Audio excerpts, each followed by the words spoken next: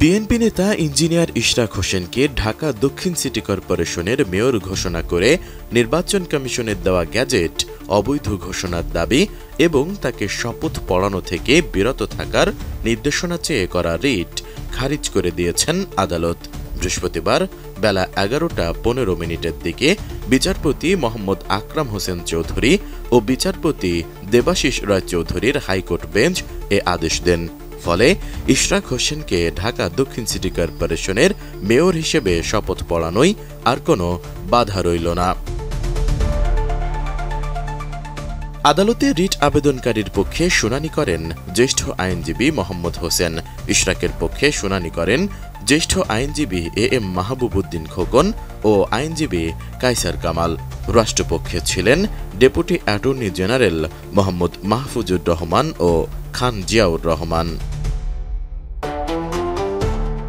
আদেশের পর ইশরাকের আইনজীবীরা বলেন, রিটটি সরাসরি খারিজ করে দিয়েছেন হাইকোর্ট। এর প্রেক্ষিতে ইশরাক হোসেনের শপথ নিতে আর কোনো বাধা রইল না। এরপরও যদি কেউ তার এই শপথ নিতে বাধা দেয় তবে তা আদালতের অবমাননার শামিল। যেহেতু ট্রাইব্যুনাল একটি আদালত, হাই কোর্ট অব দ্য কান্ট্রিতে চেষ্টা করছিল একটা মহল শপথকে বন্ধ করার জন্য, সেটা ব্যর্থ হয়েছে। যদি শপথ না দেওয়া হয় সেটা আদালত অবমাননা হবে। আজকের আদেশ তো সামারলি রিজেক্ট করেছে, তার মানে দাঁড়ালো ইশরাক হোসেনকে মেয়র হিসাবে শপথ নেওয়ার জন্য আর কোনো বাধা থাকলো না। এবং আমরা মনে করি যে উপদেষ্টা আছেন, যিনি হয়তো বা কোনো রাজনৈতিক মোটিভ নিয়ে এই বিষয়টাকে ঘোরাচ্ছিলেন, তিনিও এখন অন্তত আজকের এই রিজেকশনের পরে আইনের প্রতি শ্রদ্ধাশীল থেকে নির্দিষ্ট ডেটের মধ্যে শপথ গ্রহণের ব্যবস্থা করবেন। এর আগে গত 14 মে বিএনপি নেতা ইশরাক হোসেনকে ডিএসসিসির মেয়র হিসেবে শপথ না পড়ানোর নির্দেশনা চেয়ে হাইকোর্টে রিট আবেদন করা হয়।